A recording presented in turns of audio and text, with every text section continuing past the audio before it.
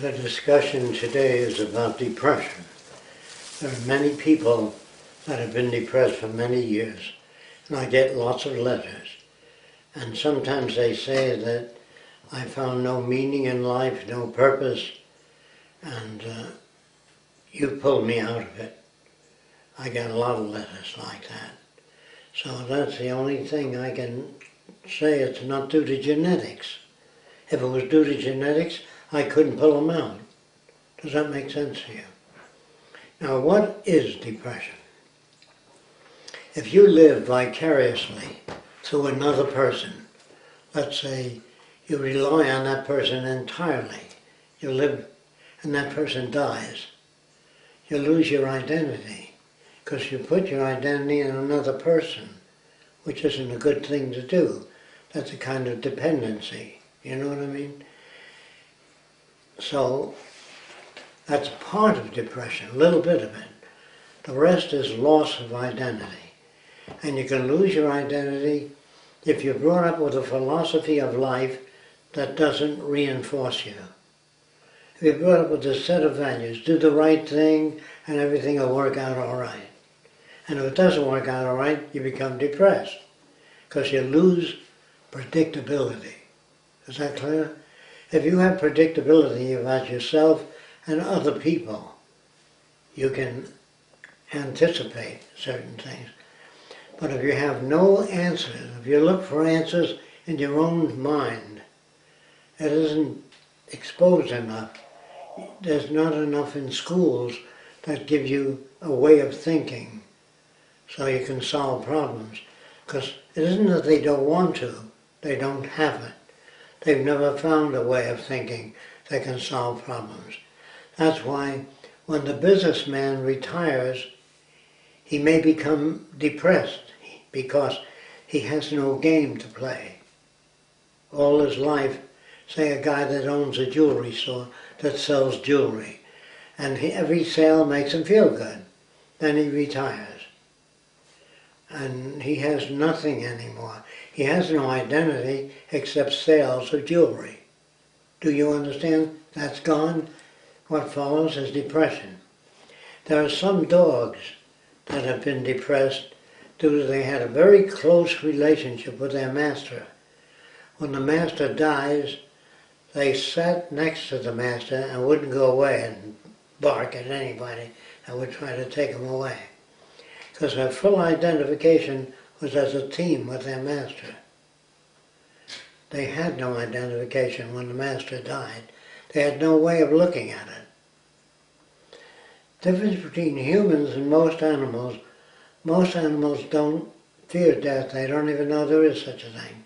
But they move away from animals that are larger than they are. That's a reflex. But they don't know what death is, nor do they think of it. So far, any questions? Okay.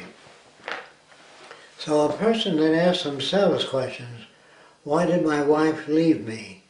And they can't figure it out because everything they've done was pleasing. And they don't understand it. That is not necessarily a logical question. Your wife may have left you for many different reasons. That she likes a guy tall with blonde wavy hair, or stocky, or whatever. And if you don't meet that image, she might leave you. The assumption that she won't leave you is what can depress you. Your assumption about the world, surely they won't have another war while they're having a war now. You can't say that. You can say, I'd like to see peace on earth, so you work toward it. But if you hope there's peace on earth, you might get depressed by the next war. See, when people say to me, when will the Venus Project be built? The honest answer is I don't know. I don't even know if we'll get there. But I can't accept what I see, so I try to intervene. Intervening, does that mean we'll have a better world? Not necessarily. Whatever you get is what you get. Do you understand that? The assumptions, surely people can all see the logic of a one global society. No, they can't. That's a major problem. So you use different techniques to try to get them oriented toward that. Okay, so what is depression and how do you get rid of it? If you're depressed, it means you're looking within yourself for answers, and you can't get that. How did I get it?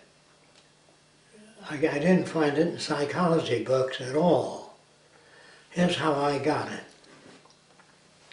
I sat down and I said, what is depression? I said, I don't know. How can I know what it is? But a depressed person always seems to have a low self-image. Do you know what that means? I'm not getting anywhere in life.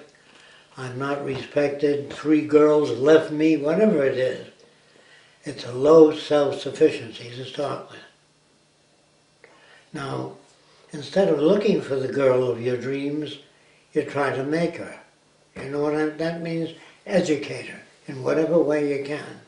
Doesn't mean it'll work perfectly, no. But it'll work better than you doing nothing.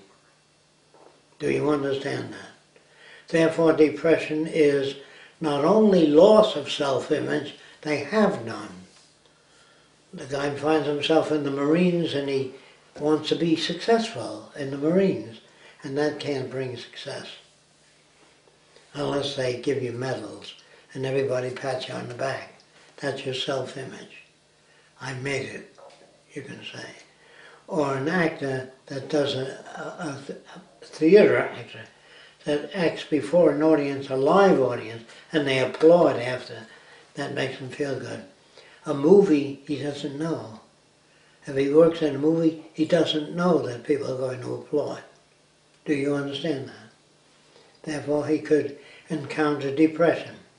Anybody that does any routine, a job, a jeweler, a plumber, an artist, a painter, if they don't get reward for their painting, like you're a genius, you're good creative, that makes them go on painting. But if people say, what the hell is that supposed to be? If they paint because they like to paint, that's much better if that occurs. If you go for a walk because you like to go for a walk, not because the doctor told you to go for a walk every day, at least a half hour. But if you don't do it because you want to do it, if you go out for a walk through the country and you smell the trees and you look around and you're pleased by that, do it. If it depresses you going for a walk, you have to restore the self-image. In most instances, there is no self-image. So you have to give them a self-image. You have to talk about a lot of things. The person says, gee, I didn't know that water became ice suddenly. I thought it was gradually it became ice. Well, whatever it is, if you expose them to different branches of science and they begin to find answers that satisfy them, their self-image grows. But if you make a Lutheran of a person and says, have faith in God, He'll look after you, if you put that faith in somebody you can't see or touch, it may carry you through. Because you know there's somebody up there that loves you, even though nobody does. That there is somebody up there. That helps some people. But it's not genuine help. Do you understand? Because he says to the minister, what did I do wrong? If you believe in right and wrong, you can get depressed. I must have done the wrong thing. It isn't the wrong thing that you do. It's a less valid thing that you do. It's a less appropriate thing that you do. Do you know what I mean? Not wrong. If you work on something, snap out of that depression. Have faith in yourself and confidence. Well, they might fall, gee, you sound great. But that doesn't take away the self-image. You don't take away the self-image, you add to it. You understand what that means? Whatever the person is. They only have no self-image. They don't know who they are. So they want to take, if you're in pain, that's different. I'm not talking about that. If you have a tumor growing in your lungs and you can hardly breathe, that's something else. That's not depression. That's physical disability. But if you have your health and you feel that you're learning something every day, Don't ever assume that you can fix something too. You can try to fix it. I'm going to try to fix it. If that doesn't work, you come at it another way. If that doesn't work, say, I can't handle it. I need more information in that area. That's what self-confidence is. The more genuine information a person has in certain areas, people that do feel, I can't get up before 100 people and say something because I worry about whether I'll goof and they'll laugh at me, you know. Here's how you handle that. You never talk to people to win approval. You talk to people to inform. If you were in a building, you were in the hallway, and a big beam fell on fire, you can go in for 1,000 people, say exit as fast as you can, there's a fire, and you don't feel bad about it. Because what you're saying is essential to their well-being. But when you gamble and you say, I don't believe in God, at a church meeting, they all say, what? You know, they're not going to say, how do you account for all this? They don't even do that. If they don't do that, there's no bridge. You have to build a bridge. Even a religious person, when they get a window cranking, they crank it, the window doesn't open, they take it back to the company. They need verification. When they buy something, the guy says, if you buy this window, it's hurricane proof because it's a sheet of plastic between two sheets of glass, so you can't smash it with an object. And you have to give the person with a low self-sufficiency a high self-sufficiency by giving them a direction, or her, so they don't concentrate on themselves. I've been working all these years and I have nothing to show for it. Did you assume that you would have something? What you have to do is engage in self-image and asking questions. Why am I depressed? Why do I feel insufficient in the crowd? Because I'm hoping the crowd will like what I say. I don't give a shit. If they believe the earth is flat and I find out it's round, I enjoy telling them it's round. If they refuse it, that's their problem, not mine.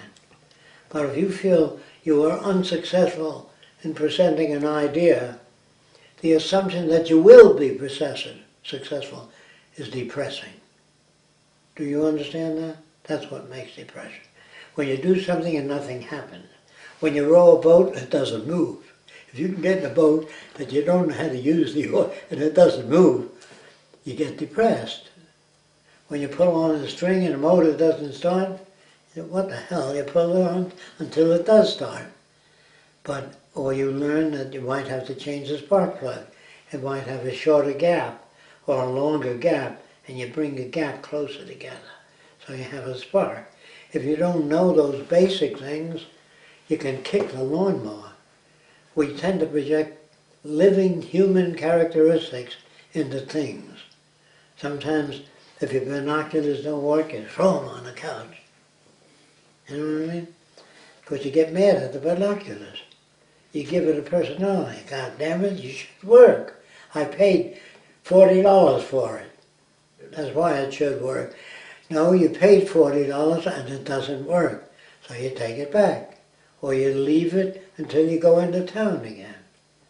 But throwing it on the couch or the floor doesn't make it work. Sometimes, if there's a loose wire in your TV set, you kick the set and the wire, it'll go on again. And so sometimes that carries on that type of value system. I think I covered everything related to depression. It's a low self-image, or no self-image, or looking for justice.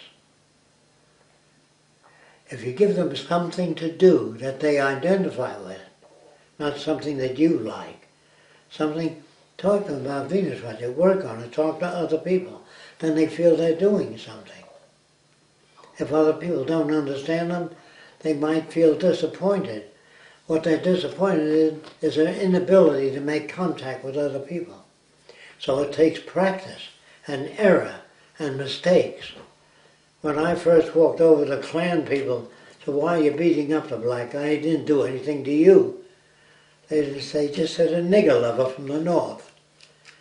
They did not hear that, nor could they hear that. Do you understand? So if you talk to a depressed person and you show them what it is, so they know what's wrong with them, they don't have a self-image. How do you get a self-image? By learning new things. By learning things that take you out of the old value system.